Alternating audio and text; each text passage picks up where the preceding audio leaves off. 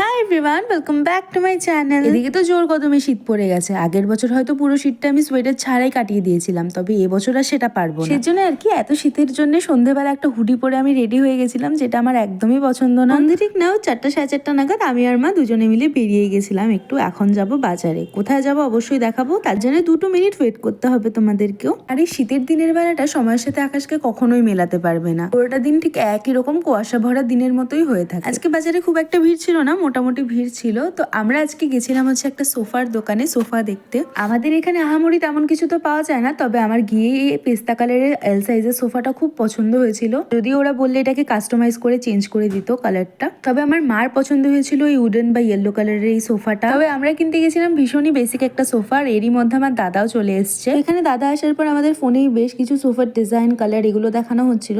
আর ওদের দোকানের পিছনে একটা ফ্যাক্টরি আছে যেখানে সব ধরনের সোফা বানায় ওরা। তো সেই ফ্যাক্টরিতে আমরা চলে গেছিলাম যে এখান থেকে কোনো ফেব্রিক আমাদের পছন্দ হয় কিনা। তবে তেমন আমাদের কোনো ফেব্রিকই ভালো লাগেনি। আর অবভিয়াসলি মার যেহেতু পছন্দ হয়েছে এটাই আমাকে কিনতে হবে। ওই সোফাটাই আমরা ফাইনাল করে কিছুটা অ্যাডভান্স দিয়ে বেরিয়ে এসেছিলাম। আসার পর আবার চলে গেছিলাম আরো একটা ফার্নিচারের দোকানে। এসব দেখে তোমরা আবার কেউ ভেবো না যে আমার বিয়ের ফার্নিচার কেনা হচ্ছে। তো যাই হোক, সেই ফার্নিচারের দোকানে গিয়ে আমার ছোট্ট মতো একটা ড্রেসিং টেবিল খুব ভালো লাগে। এটা নাকি আমার মায়েরও খুব পছন্দ হয়েছিল। এমন আমাদের বাড়িতে খুবই কম হয়েছে যেটা আমারও পছন্দ হয়েছে, সেটা মারও পছন্দ হয়েছে। তবে সেই যে আমার দাদার তো এটা পছন্দ হয়নি, সেজন্য আর কি আর কেনা হলো না। দিন দিন বাড়িতে জামা কাপড়ের সংখ্যা বেড়েই চলেছে। তবে বিয়ে বাড়ির সময় যে জামা কাপড়গুলো কোথায় যায় সত্যিই জানি না। আর এই জামা কাপড়ের রাখার জায়গা ততটাই কম, সেজন্যই চলে গেছিলাম একটা আলমিরার দোকানে। তবে এখান থেকে কিনিনি। এটা হচ্ছে আমাদের বাড়িতে তারা একদিন পর যখন বাড়িতে সোফাটা ডেলিভারি হয়ে গেছে। আর আমার মা এর ওপর একটা বেড কভার রেখেছে যাতে এটা পুরো নোংরা না হয়। আর বড় সোফাটা রাখা হয়েছে আমাদের টিভির ঘরে, আর ছোট দুটো রাখা হয়েছে দাদার ঘরে। পরে এগুলো ঠিকঠাক জায়গায় গুছিয়ে রাখা হবে। তোমাদের কেমন লাগলো অবশ্যই কমেন্ট করে জানিও। টাটা।